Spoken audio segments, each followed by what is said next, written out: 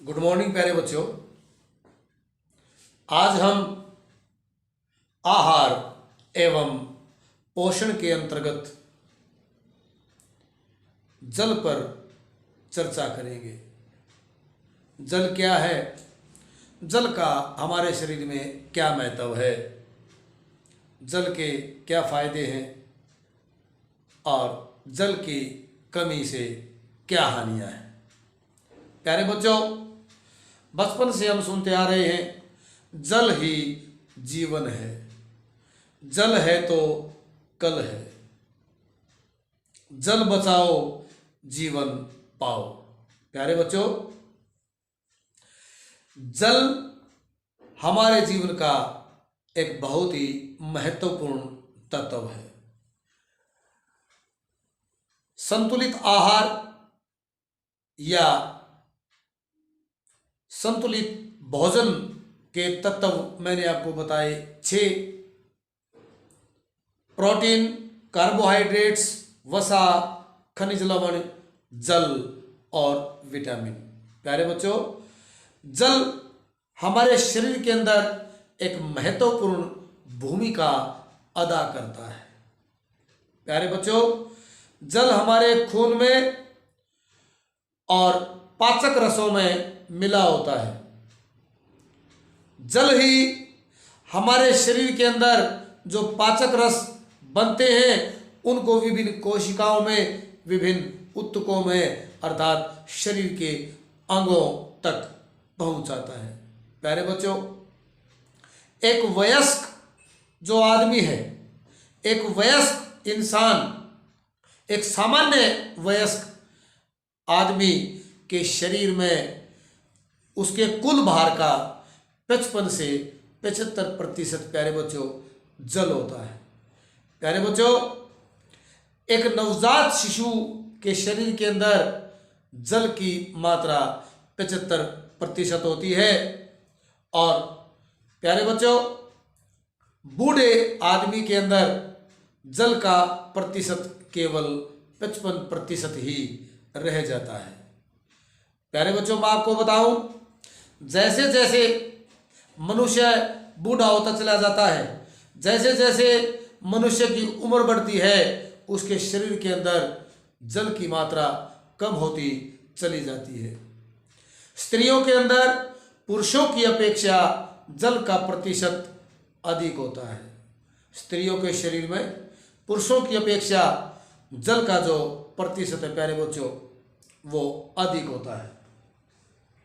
प्यारे बच्चों, जल की प्राप्ति या जल हमें केवल शुद्ध पेयजल से ही प्राप्त नहीं होता है, इसके अलावा भी बहुत से साधन हैं जिनसे हम जल प्राप्त कर सकते हैं, जैसे तरबूज, खरबूजा, खीरा, टमाटर, घिया, चिकन, पास्ता और प्यारे बच्चों अंगूर।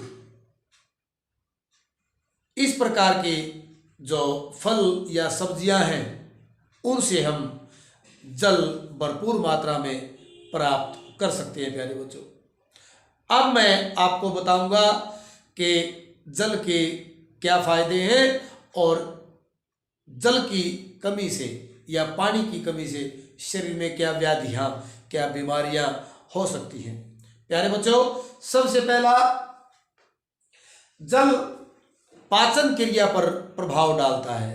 प्यारे बच्चों, जब हमारे शरीर में जल का प्रतिशत बिल्कुल सही मात्रा में होता है तो जल हमारे जो शरीर के अंदर पाचक रस होते हैं उनमें मिल करके और सभी ऊतक और कोशिकाओं तक प्यारे बच्चों उस पोषण को, उन पाचक रसों को पहुंचाता है, जिससे हमें ऊर्जा प्राप्त होती है और हमारा शरीर काम करने के लायक होता है। नई कोशिकाओं का निर्माण होता है। जो कोशिकाएं हमारी टूट जाती हैं उनकी रिपेयर करने का कार्य भी प्यारे बच्चों जल का होता है।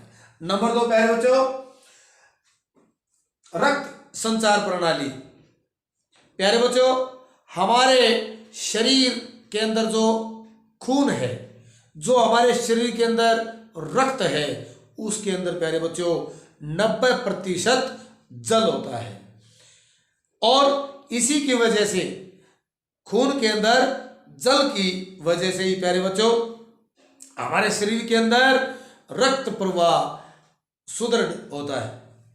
यदि शरीर के अंदर जल की कमी हो जाए तो हमारा रक्त संचार जो प्रणाली है वो धीमी पड़ जाती है, रक्त का प्रवाह धीमा पड़ जाता है। नंबर 3 आता है प्यारे बच्चों, जल हमारे शरीर के अंदर मूत्र, पसीना और सांस के द्वारा हानिकारक तथा विषैले जो पदार्थ हैं उनको बाहर निकाल देता है। आपने देखा होगा कि पसीने के रूप में प्यारे बच्चों जल बाहर आता है। शरीर के अंदर जो जल है वही पसीने का रूप लेकर के जो हमारे अंदर विषैले पदार्थ होते हैं, जो विषैले टॉक्सिन होते हैं, उनको बाहर निकालने का कार्य जल ही करता है प्यारे बच्चों। नेक्स्ट, कोशिकाओं का निर्माण। प्यारे बच्चों जल हमारे शरीर के अंदर बहुत सी रासायनिक क्रियाएं करता है। नए ऊतक तथा कोशिकाओं का निर्माण ही जल के द्वारा होता है प्यारे बच्चों। जो हमारे ऊतक या कोशिकाएं टूट जाती हैं उनकी मुरम्मत करने का कार्य भी प्यारे बच्चों जल करता है।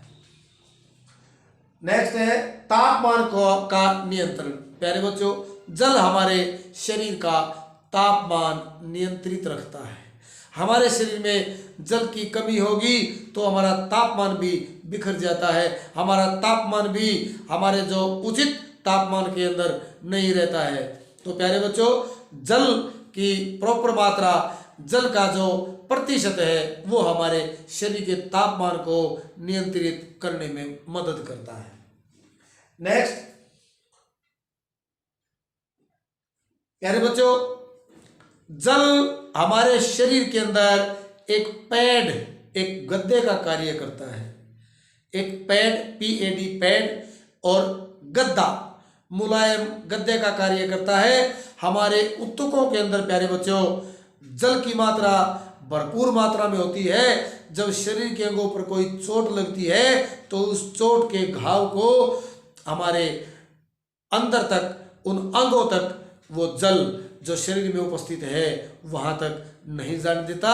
इसलिए हम कह सकते हैं कि प्यारे बच्चों जल हमारे शरीर में पैड का या गद्दे का कार्य करता है।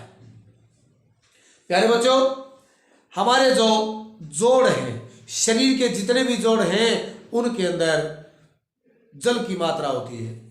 अगर जोड़ों के अंदर जल की मात्रा कम हो जाए तो हमारे जोड़ों में गति करने की क्षमता कम हो जाती है।